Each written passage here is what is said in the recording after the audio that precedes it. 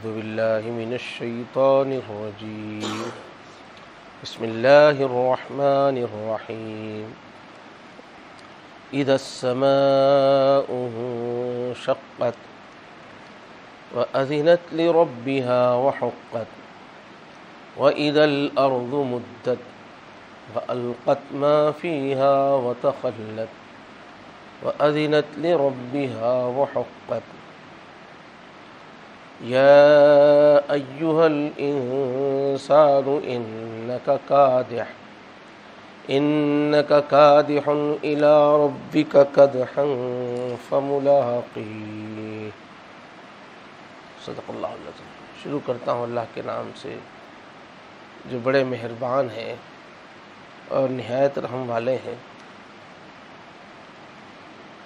جب آسمان پھٹ پڑے گا اور وہ اپنے پروردگار کا حکم سن کر مان لے گا اور اس پر لازم ہے کہ یہی کرے، اور جب زمین کو کھینچ دیا جائے گا اور اس کے اندر جو کچھ ہے وہ اسے باہر پھینک دے گی اور خالی ہو جائے گی، اور وہ اپنے پروردگار کا حکم سن کر مان لے گی اور اس پر لازم ہے کہ وہ یہی کرے، بریکٹ میں ہے، اس وقت انسان کو اپنا انجام معلوم ہو جائے گا۔ اے انسان، تو اپنے پروردگار کے پاس پہنچنے تک مسلسل کسی محنت میں لگا رہے گا یہاں تک کہ اس سے جا ملے گا۔ اس سورہ انشقاق کی ان کو سامنے آؤ بولے، سامنے آ کے سر اٹھا کے سنیں۔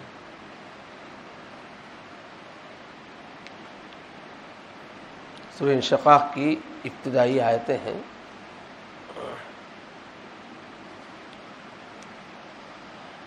فرما رہے ہیں جب آسمان پھٹ پڑے گا۔ پچھلی صورتوں کی طرح اس صورت میں بھی قیامت کے حالات بیان فرمائے گئے ہیں۔ عربی میں پھٹ پڑنے کو انشقاق کہتے ہیں، اس لیے سورہ کا نام ہے انشقاق۔ اردو میں بھی شق ہونا لفظ آتا ہے، اس سے انشقہ پھٹ جانا۔ تو قیامت کا منظر اللہ تعالیٰ بیان کر رہے ہیں۔ 30ویں پارے کی اکثر صورتوں میں ہے ذکر اس کا۔ تو اس وقت کو یاد کرو جب کہ آسمان پھٹ جائے گا، اور فرمایا وَأَذِنَتْ لِرَبِّهَا، اپنے رب کا حکم سن کر بات مان لے گا، وہ حقت، اور اس کے لیے لازم ہے کہ مانے۔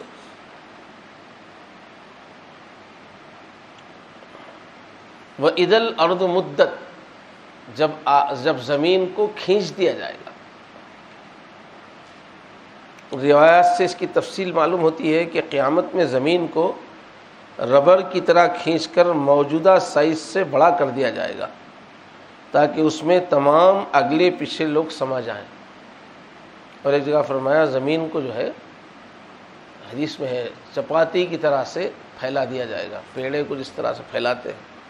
ابھی تو زمین پیڑے کی طرح ہے نا، گول ہے نا، تو اس کو جیسے چپاتی کی طرح سے، تو لا تری فیہا عوجا ولا امتا، پوری ایک سپاٹ ہو جائے گی، کہیں کوئی ابھار نہیں ہوگا، کہیں کوئی گڑھا نہیں ہوگا، پورے پہاڑ ختم ہو جائیں گے، پورے سمندر ختم ہو جائیں گے، تو بالکل ایک چپاتی کی طرح سے بہت پھیل جائے گی زمین۔ مگر ایک حدیث میں ہے پھر بھی لوگ اتنے زیادہ ہوں گے اتنی زمین پھیلا دینے کے باوجود کہ ایک آدمی کو بس اس کے کھڑے ہونے کی جگہ ملے گی، اتنے لوگ زمین سے نکلیں گے۔ ایک ایک قبر سے 70 مردے، پھر کہاں کہاں لوگ۔ تو جب زمین کو مدت، مدہ مدو کے معنی کھینچنا ہے، تو ربر کی طرح کھینچ کے اس کو پھیلا دیا جائے۔ وَإِذَا الْأَرْضُ مُدَّتْ وَأَلْقَتْ مَا فِيهَا وَتَخَلَّتْ، اور زمین کے اندر جو کچھ ہے وہ سب نکال کے باہر پھینک دے گی اور ایک دم خالی ہو جائے گی۔ اس سے مراد وہ مردے ہیں جو قبروں میں دفن ہیں، کہ ان کی قبروں سے ان کو باہر کر دیا جائے گا، پورے زمین میں کے مردے نکل جائیں گے، دوڑ رہیں گے سب قبروں سے نکل کے ننگ دھڑنگ حشر کے میدان کی طرف۔ البتہ آیت کے الفاظ عام ہیں، اس لیے یہ بھی ممکن ہے کہ زمین کے اندر جو چیزیں ہیں معدنیات وغیرہ انہیں بھی باہر نکال دے گی. جیسے سورہ زلزال میں فرمایا یقول الانسان ما لہا، زمین پورے خزانے نکال کے پھینک دے گی، ہیرے جواہرات جس کے لیے دنیا اتنا لڑتی تھی پورے پڑے ہوئے ہوں گے جگہ جگہ، کوئی اس کو دیکھنے والا نہیں ہوگا. انسان کہے گا کیا ہوگا اس زمین کو، سب نکال کے پھینک دیا. وتخلت، اور اس میں ایک اشارہ یہ بھی ہے کہ جس طرح حاملہ عورت کا پورا 9 مہینے ہو گئے، پورا پیٹ پورا ہو گیا، تو جس طرح اس کی زچگی ضروری ہوتی ہے، ہو کے رہتی ہے، اس طرف بھی قرآن مجید میں ویسا بھی ہے کہ خالی ہو جائے گی ایک دن. کہ قرآن میں فرمایا کہ قیامت زمین و آسمان میں قیامت ایسی ہی بوجھل ہے کہ کسی بھی وقت بچہ ہو سکتا ہے. ثقلت فرمایا قرآن میں، ایسی تعبیر پیش کی گئی کہ قیامت بالکل پڑتول رہی ہے، ایسی تیار ہے، ریڈی ہے کہ کبھی بھی ہو سکتی. سائنس والے بھی کہتے ہیں کہ یہ بالکل اس طرح سے پھیلتی جا رہی ہے جیسے غبارہ اس کے اندر پھونکتے جائے تو پھیلتی جا رہی، تیزی سے پھیلتی جا رہی ہے. تو جب پھیلتی جا رہی تو ایک نہ ایک دن پھٹ جائے گی نا. تو جس طرح حاملہ کا ایک نہ ایک دن وضع حمل ہونا ہے، اور جس طرح ایک پھیلتا ہوا غبارہ پھوٹ کر رہنا ہے، ایسے ہی لوگوں قیامت کو تم دور سمجھ رہے ہو، قیامت تو بوجھل ہو رہی ہے، کسی وقت بھی آ سکتی ہے. ایک یہ بھی مضمون قرآن مجید میں ہے، اس کی طرف بھی اشارہ ہو سکتا ہے کہ جس طرح حاملہ اپنے حمل سے فارغ ہو جاتی ہے، اس طرح یہ زمین بھی ایک مرتبہ خالی ہو جائے گی، قیامت آ جائے گی.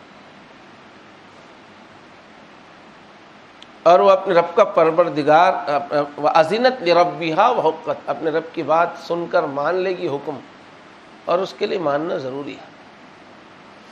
اس میں کیا ہے، بات تو ان لوگوں سے ہے جو بڑے پیسے والے ہیں، سردار تھے، جن کے بڑے بڑے محل تھے، گڑیاں بنی ہوئی تھی. پہلے بڑے لوگ جو ہے گڑیاں بناتے تھے پتھر کی، تو ان کو زعم تھا کہ ہم تو بہت سیکورٹی میں، ہم کو کون کیا کر سکتا ہے، ہمارے بڑے بڑے محلات ہیں، پبلک ہمارے پاس آ نہیں سکتی. تو اپنے بڑے بڑے محلات پہ زعم رہتا تھا ان کو. تو ان کو مخاطب کیا جا رہا ہے تمہارے یہ محلات تو کیا، اتنے مضبوط پہاڑ، یہ کائنات ایک دن ختم ہو جائے گی، اور تم اپنے بڑی حکومت اور محلات کی بنیاد پہ سمجھتے ہو کہ ہم کو کسی کی بات ماننے کی ضرورت نہیں ہے. تکبر تمہارے اندر آ گیا. تمہاری حیثیت کیا ہے، اتنا بڑا آسمان ایک وقت آئے گا کہ حکم دیتے ہی پھٹ جائے گا، خاموشی سے سن لے گا. اتنی بڑی زمین حکم دیتے ہی بالکل سب کچھ نکال کے پھینک دے گی. اتنی بڑی بڑی مخلوقات اس وقت اللہ کے حکم کے سامنے جھک جائیں گی. اور پھر کہہ رہے ہیں کہ ان کو جھک کے رہنا ہے، اتنی بڑی مخلوق کیوں نہ ہو، ہمارا حکم ایسا ہے کہ ماننا ہی ہے، ہر ایک کے لیے ضروری ہے. وہ حقت کے معنی لازم ہے، ماننا ہی پڑے گا. اور ایک جگہ فرمایا قرآن مجید میں اللہ تعالیٰ نے کہ ہم نے آسمان و زمین سے کہا ائتیا، آ جاؤ. قالتا اتینا طاعین، تو ان دونوں نے کہا کہ ہم خوشی خوشی آ گئے اللہ. تو پوری کائنات اس طرح اللہ کے حکم کے سامنے لپکتی، اتنی بڑی طاقت ہے اللہ کی. اور تم اپنا چھوٹا سا اقتدار، چھوٹی سی حکومت، تھوڑا سا پیسہ آ گیا تو تم سمجھ رہے ہو کہ اللہ کی بات ہم کیوں مانیں گے. اتنا تکبر تمہارے اندر آ گیا، تاکہ پوری کائنات پہ کنٹرول اس دن ظاہر ہوگا. تو پورے زمین و آسمان پہ جو اللہ کا قابو ہے، اتنی بڑی کائنات پہ، جس طرح سب خاموشی سے بات سنتے ہیں، وہ منظر پیش کیا گیا. اور پھر یہ پیش کیا گیا کہ دیکھو ہر چیز کی ایک منزل ہے، ایک دن یہ دنیا کی بھی منزل آ جائے گی.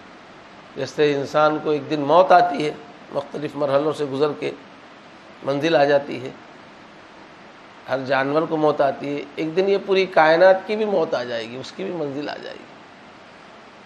جب حکم ہوتے ہیں جیسے آدمی مر جاتا ہے، ایسے یہ کائنات بھی فنا ہو جائے گی ایک دن جب حکم ہوگا. یا ایھا الانسان، اے انسان، انک کادح الی ربک کدحا فملاقی، تو ایک سخت محنت سے گزرتا ہوا. کدحن بولتے ہیں محنت کو، مشقت. پھر کدحن لگانے سے اس میں اور قوت پیدا ہوگی. کہ مسلسل تو کسی نہ کسی محنت میں لگا رہے گا. دنیا کی زندگی میں محنت سے فرار نہیں ہے.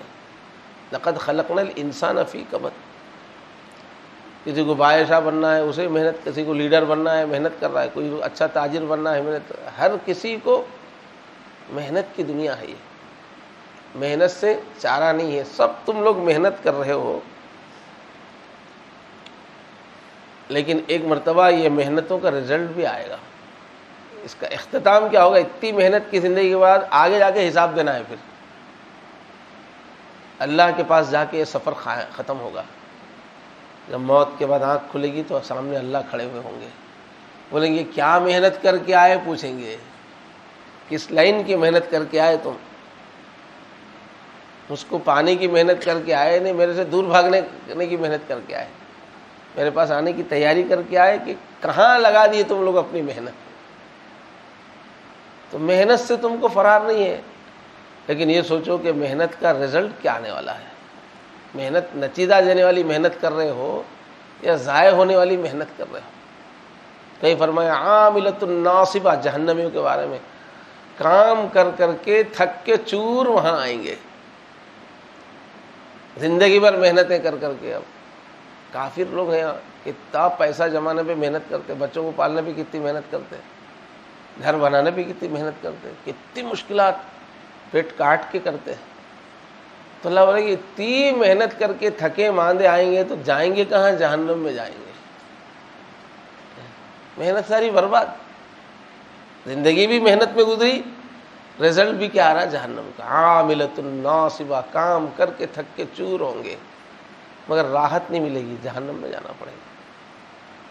تو انسان تو کسی نہ کسی محنت میں لگا رہے گا تجھے آخر تک. لیکن پھر آگے کا ہے ملاقات اللہ سے ہونا. فملاقی کا دو مرجع اس سے ملے گا. تو محنت سے ملے گا، کبھی ترجمہ کیا گیا کہ وہاں رب کا بھی تذکرہ ہے، محنت کا بھی.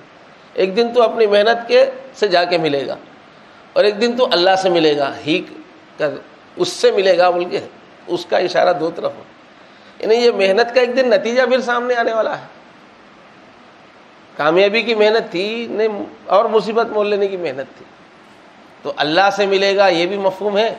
یہ بھی مفہوم نکل سکتا ہے کہ یہ جو محنت ہے نا، اس کا نتیجہ بھی ایک دن دیکھ کے رہے گا.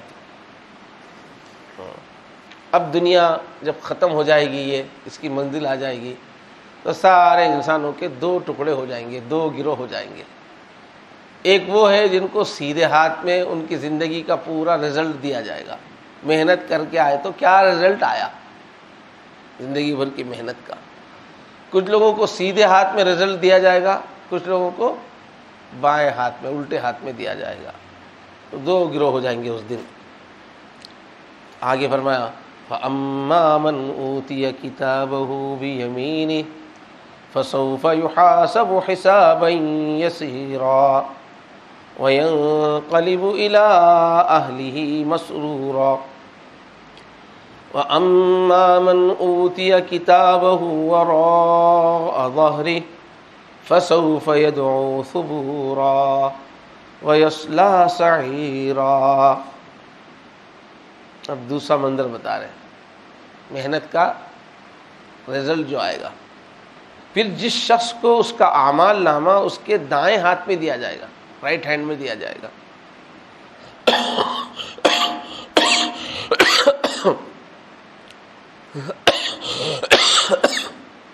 فسوف یحاسب حسابا یسیرا، اس سے تو بہت آسان حساب لیا جائے گا. ہیبت کا دن ہے، پریشانی کا دن ہے، مگر جو اچھی قسمت والے ہیں ان کا حساب تو چٹکیوں میں ہو جائے گا، آسان حساب لیا جائے گا. پھر وہ کیا ہوگا؟ پھر وہ اپنے گھر والوں کے پاس خوشی مناتا ہوا واپس، جیسے رزلٹ ملے گا سیدھے ہاتھ میں جنت، اب خوش خوش جائے گا. کہاں ہیں بیوی، کہاں ہیں بچے، کہاں ہیں دوستاں، کہاں جائے گا.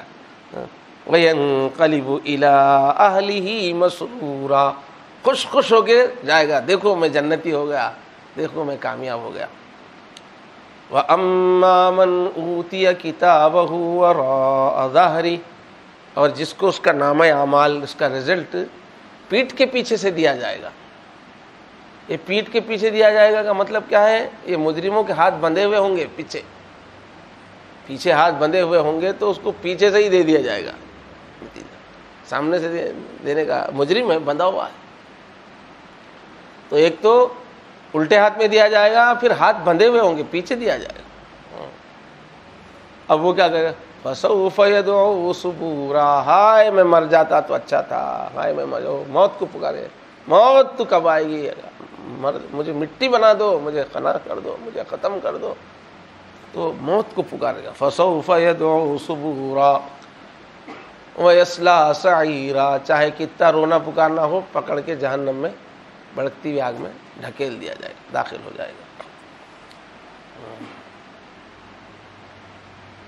اس کا کیا سین ہے؟ یہ جو دوزخ میں جا رہا ہے، فرما رہے انہو کان فی اہلہ مسرورا، یہ جو دوزخ میں جا رہا ہے ہائے ہائے بول کے، یہ اپنے گھر والوں میں بہت مست رہتا تھا. وہ اللہ تعالیٰ مگن رہتا تھا. یہ آج کے دن کو بھول گیا تھا بیوی بچوں میں رہ کے.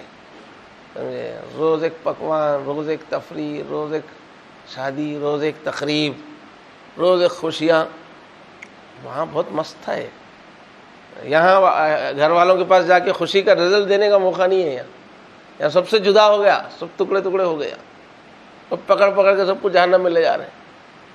اگر وہاں بیوی بچوں میں رہتے وقت یاد رکھتا کہ ایک دن حساب دینا ہے، تو آج یہ دن دیکھنے کو نہیں ملتا تھا. انہو کان فی اہلہ مسرورا، یہ اپنے گھر والوں میں بیوی بچوں میں ان کے چونچلے میں بہت مگن تھا. انہو ظن ان لن یحورا، اس نے یہ سمجھ رکھا تھا کہ پلٹ کے جانا نہیں ہے، بابر بائش کوش کے عالم دوبارہ نہیں. یہ سمجھ رہا تھا کہ بس یہی بیوی بچے، یہ گھر، خوشیاں، اس کو واپس جانے کا خیال نہیں تھا اس کو. بھلا ان ربہ کان بہ بصیرا، کیوں نہیں بول رہے ہیں، کیوں جانا نہیں ہے؟ اس کا رب تو دیکھ رہا تھا، یہ جو کچھ حرکتیں کر رہا تھا، جب اس کا رب دیکھ رہا تھا تو بلاتا کیوں نہیں وہ حساب کے لیے؟ تم سمجھ رہے تھے کہ کوئی دیکھنے والا نہیں ہے، جو چاہے کرو. تمہارا مالک تو دیکھ رہا تھا. کا مطلب کیا ہے؟ دیکھ رہا ہے تو بلا کے پوچھے گا، کب تک چھوٹ دے گا؟ ان ربہ، اس کا رب تو اس کو دیکھ رہا تھا. ان ربہ کان بہ بصیرا.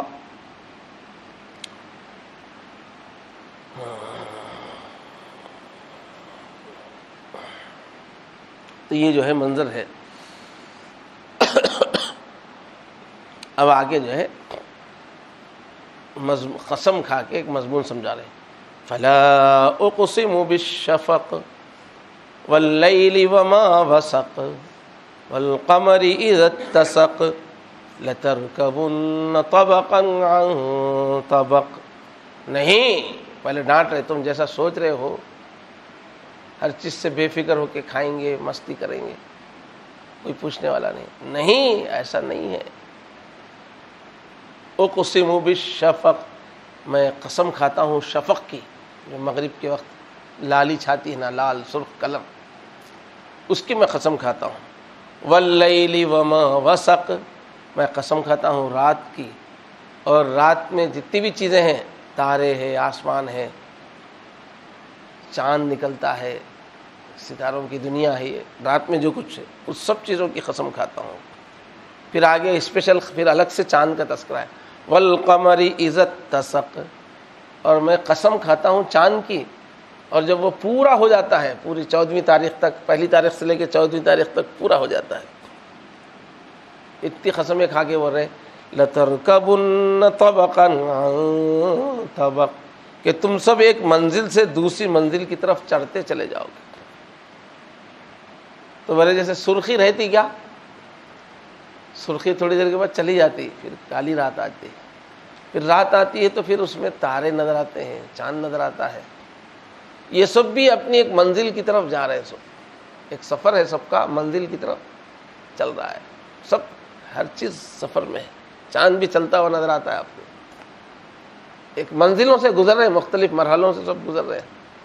اور سورہ یاسین میں جو ہے اللہ تعالیٰ نے چاند کی الگ سے تفصیل سے قسم کھائی ہے کہ حتی عاد کالعرجون القدیم، کہ چاند جو ہے پہلی تاریخ کو جو ہے نکلتا ہے تو چھوٹا نکلتا، بڑھتے بڑھتے بڑھتے بڑھتے 14ویں کا چاند ہوتا، پہلے باریک رہتا، پھر 14ویں کے بعد جو ہے پھر آہستہ گھٹتا، پورا چاند جا کے گھٹتے گھٹتے گھٹتے یہاں تک کہ ایک پرانی ٹہنی کی طرح ہو جاتا ہے، پرانی ہو کے ٹہنی جیسے باریک ہو جاتی، سکڑ جاتی، آخر ایسے چھوٹا ہو جاتا ہے۔ تو جس طرح چاند مختلف مرحلوں سے گزرتا ہے، تارے مختلف ہر ایک کے تو تمہاری بھی زندگی کا سفر ایسے ہی ہو رہا ہے، پہلے بچپن، لڑکپن، اس کے بعد مراہقہ جوانی سے پہلے، پھر جوانی، پھر اس کے بعد ادھیڑ عمر، پھر بڑھاپا، پھر کھوسٹ۔ تمہاری زندگی بھی اس طرح مختلف مرحلوں سے گزر کے منزل پہ پہنچنے والی ہے۔ لَتَرْكَبُنَّ طَبَقًا عَنْ طَبَقٍ۔ کیوں قیامت کو بھلا رہے ہو؟ کیوں آخرت کو بھلا رہے ہو؟ کیوں انجام کو بھلا رہے ہو؟ کیا ہر چیز نظر نہیں آ رہی ہے؟ ہر چیز سفر میں ہے، ہر چیز کی ایک منزل ہے۔ تمہاری زندگی کی بھی ایک منزل ہے۔ بچہ ہمیشہ بچہ نہیں رہتا، جوان ہمیشہ جوان نہیں رہتا، بوڑھا ہمیشہ بوڑھا نہیں رہتا، چلے جاتا۔ تو جس طرح ہر چیز سفر کر رہی ہے، ابتدا سے انتہا تک پہنچ رہی ہے، چاند بھی انتہا تک پہنچ رہا ہے، ایسے ہی تم بھی ایک دن پہنچے گے۔ تو کہاں؟ جب اللہ کے پاس پہنچے گے۔ تمہاری منزل کہاں ہے؟ یہ سب مرحلے گزرنے کے بعد جب آنکھ کھولیں گے تو اللہ کھڑے کہیں گے بتا کیا کر کے آیا۔ تو تم لوگ کیسے آخرت کو بھلا سکتے ہو؟ کیسے تم لوگ قیامت کو، اپنے انجام کو بھلا کے زندگی گزار سکتے ہو؟ کیسی ہے تمہاری عقل مندی ہے؟ نظر نہیں آ رہا اطراف ہر چیز سفر کر رہی ہے۔ تو آگے فَمَا لَهُمْ لَا يُؤْمِنُونَ، پھر کیا ہوا ان کو ایمان نہیں لاتے؟ اور اللہ تعالیٰ قسم کھا کے ایک سین کھینچ کے، جب ہمارا نبی کہہ رہا ہے کہ قیامت آئے گی، اللہ کو حساب دینا ہے، اتنے سب سین دیکھنے کے بعد ان کی عقلوں کو کیا ہو گیا؟ کیوں نہیں مانتے؟ فَمَا لَهُمْ لَا يُؤْمِنُونَ، فَمَا لَهُمْ لَا يُؤْمِنُونَ وَإِذَا قُرِئَ عَلَيْهِمُ الْقُرْآنُ لَا يَسْجُدُونَ۔ تو پھر ان لوگوں کو کیا ہو گیا ہے کہ ایمان نہیں لاتے، اور جب ان کے سامنے قرآن پڑھا جاتا ہے تو سجدہ نہیں کرتے؟ اللہ تعالیٰ جب آخرت کی بات بولے تو مان کیوں نہیں رہے ہو؟ اور سجدہ نہیں کرتے کا مطلب پھر فرما بردار کیوں نہیں بن رہے ہو؟ اللہ کے سامنے سجدہ کرنے کے دو معنی ہیں، ایک تو ہے کہ قرآن کو مان کے جھک جانا، ایک تو ہے پوری زندگی فرما برداری کی بنا لینا۔ تو ایک دن حساب دینا ہے، تم کو سمجھ میں نہیں آ رہا، کیوں نہیں مانتے تم لوگ؟ اور جب قرآن پڑھا جاتا تو تم سجدہ کیوں نہیں کرتے؟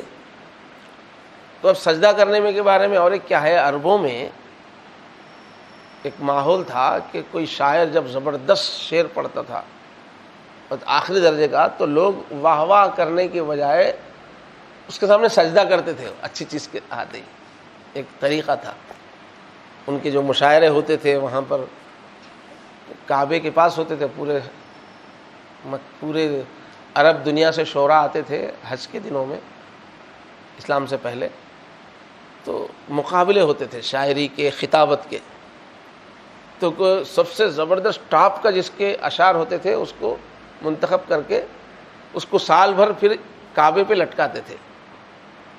تو اس کو 7 معلقات کہتے ہیں، 7 ایسے شعراء کے کلام ہیں، ان کو عزت دینے کے واسطے نمبر 1 پہ آنے سے ان کو کعبے پہ لٹکایا گیا تھا۔ تو ایک طریقہ کیا تھا، کوئی ایسے لبید ایک بہت بڑا شاعر ہے، جب اس نے اپنے اشعار پڑھے تو لوگوں نے سجدہ کیا تھا، جیسے کھلاڑی جو ہے جیتتے ہی زمین پہ سر رکھتا نا، ایسے ہی کوئی زبردست کلام پیش کرتے ہی وہ لوگ اس کا اظہار کرنے کے لیے کیا کرتے تھے، سب سجدے میں پڑ جاتے تھے۔ تو وہ بھی اشارہ ہو سکتا کہ جب قرآن سامنے آتا تو اتنا حقیقت بولنے والا قرآن اور اتنا زبردست کلام، تم سر کیوں نہیں ٹکاتے اپنا؟ کیوں نہیں مانتے اس کی بڑائی؟ فَمَا لَهُمْ لَا يُؤْمِنُونَ، کیا ہو گیا ان کو، لوگوں کو کیوں نہیں مانتے، ایمان کیوں نہیں لاتے؟ وَإِذَا قُرِئَ عَلَيْهِمُ الْقُرْآنُ لَا يَسْجُدُونَ، جب قرآن ان پہ پڑھا جاتا ہے تو سجدہ کیوں نہیں کرتے؟ تو یہ آیت امام ابو حنیفہ کے نزدیک سجدے کی آیت ہے۔ ابھی آپ لوگ جو ہے عشاء کے وقت جو ہے ایک سجدہ کر لیجئے۔ آگے بَلِ الَّذِينَ كَفَرُوا يُكَذِّبُونَ، یہ کافر کیا کر رہے ہیں؟ بجائے ماننے کا انکار کر رہے ہیں قرآن کا، جب قرآن یہ کہہ رہا ہے کہ بھئی ایک زندگی کا اختتام ہونے والا ہے، حساب دینا ہے، تو ان کو اچھا نہیں لگ رہا، ماننے کے بجائے یہ اس کا تکذیب کر رہے، جھوٹے بول رہے. واللہ اعلم بما یوعون، اور قرآن کو جھٹلا کے کر رہے کیا یہ لوگ، وہ میں خوب جان رہا ہوں. آخرت کی تیاری کرو ہوئے تو نہیں مان رہے، اور کر رہے کیا اللہ خوب جان رہا کیا کر رہے، بدماشیاں کر رہے ہیں، ظلم کر رہے ہیں، پیسہ جمع کر رہے ہیں، بلڈنگیں بنا رہے ہیں، حرص کر رہے ہیں، تکبر کر رہے ہیں. یہ آیتوں میں سرداروں کو مخاطب کیا گیا، جو خوب پیسے والے ہیں نا ان پہ ہے یہ چوٹ پورا سورہ.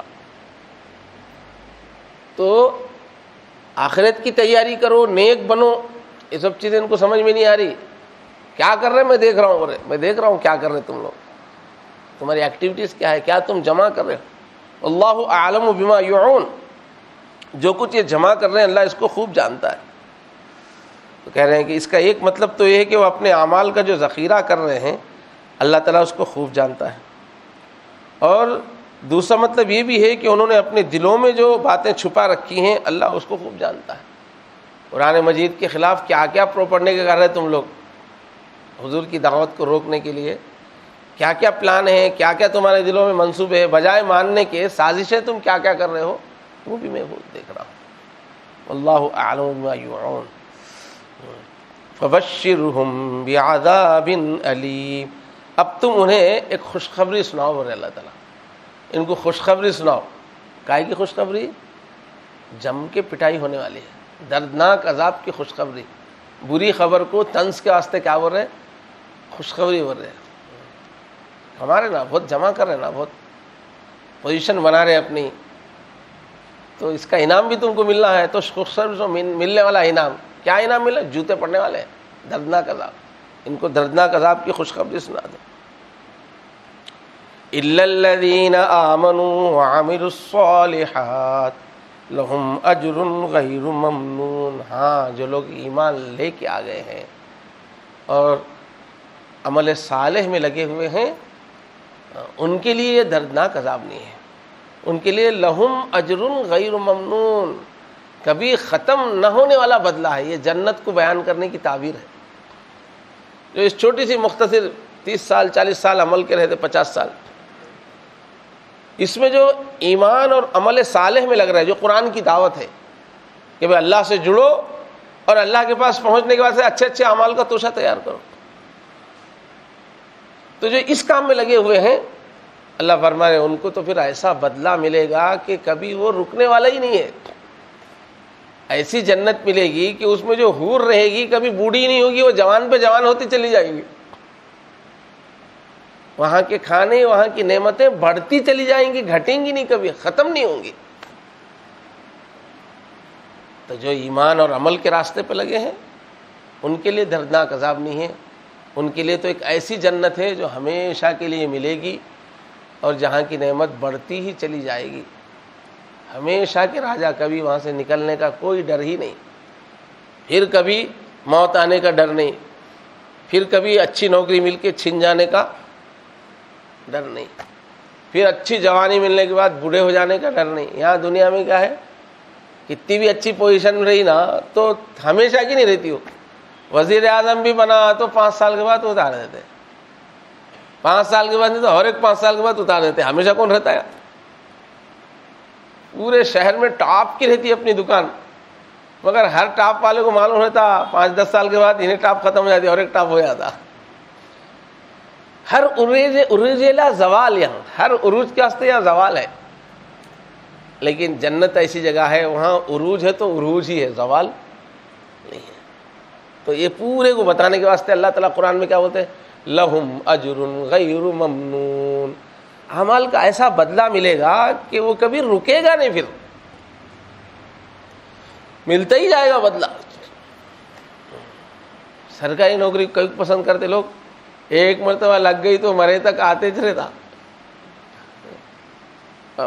بزنس وہ تو آتا وہی مگر پھر جاتا بھی، رک بھی جاتا. اور سرکاری نوکری ہوئے تو ارے بھائی چلتے رہتا، مر گئے تو وظیفہ ملتا ہو.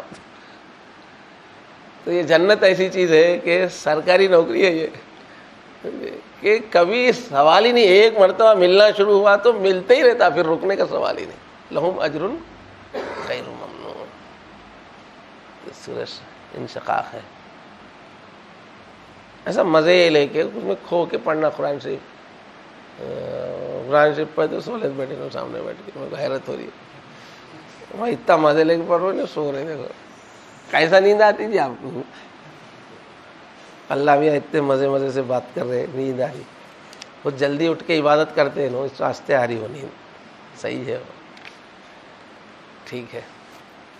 تو تنہائی میں بیٹھ کے قرآن ایسا پڑھنا، اللہ پاک میرے سے باتیں کر رہے ہیں، دل سے سننا، ترجمہ غور کرنا، اس کو ایسا لگنا نیچرل، کیا کہ پرانی کتاب ویسا نہیں پڑھنا، اللہ باتیں کر رہے ہیں ویسا پڑھنا، سمجھنا، غور کرے تو سب سمجھ میں آتا۔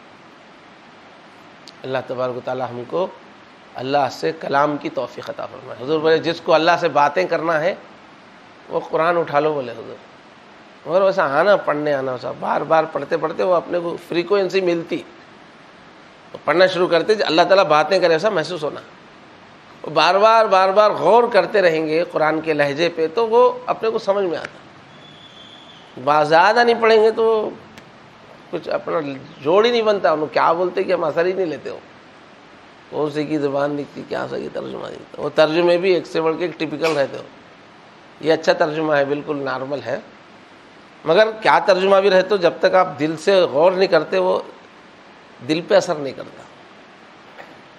اور قرآن مجید کا اثر اس وقت ہے جب دل پہ اترنا ہو، ہمارا ایسا لگنا کہ اللہ ہم سے بول رہے، تیرے ضمیر پہ جب تک نہ ہو نزول کتاب، گرہ کشا ہے نہ راضی نہ صاحب کشاف، ایسا لگنا میرے اوپر ہی اتر رہا کہ آپ دل پہ قرآن، اتنا ٹچ ہے نا قرآن سے، تو بول رہے کہ اصل تفسیر وہ ہے، بول رہے علامہ اقبال کہ راضی پڑھے تو بھی قرآن سمجھ میں نہیں آئے گا، تفسیر راضی، تفسیر کشاف پڑھے تو بھی تم کو قرآن سمجھ میں نہیں آئے گا۔ قرآن کب سمجھے گا آئے گا؟ تمہاری ایسی کیفیت ہونا کہ ادھر سے اتر رہا ادھر دل میں اتر رہا، ایسا ہونا تم کو، ڈائریکٹ اللہ سے بات کر رہے ہیں اور ایسا کیفیت میں آؤ، تم سے اللہ بات کر رہے، یہ محسوس ہونا تم کو۔ کفار مکہ کے بارے میں چل رہا، پھر ان کا قصہ چل رہا، یوسف کا ایسا تم کو سمجھ میں آ رہا تھا، تم کو قرآن سمجھ میں نہیں آیا، تم کو ایسا لگنا اللہ میرے سے باتیں کر رہے ہیں، وہ فریکوینسی اپنی اسی ڈیولپ کرو، بولے اللہ تعالیٰ ایسا، تب قرآن مجید سے جب فائدہ ہوتا۔ اللہ تبارک و تعالیٰ مجھے اور آپ سب کو اپنے کلام کا نور عطا فرمائے، اس کی برکت عطا فرمائے، اس کی ہدایت عطا فرمائے۔ وآخر دعوانا الحمدللہ رب العالمین۔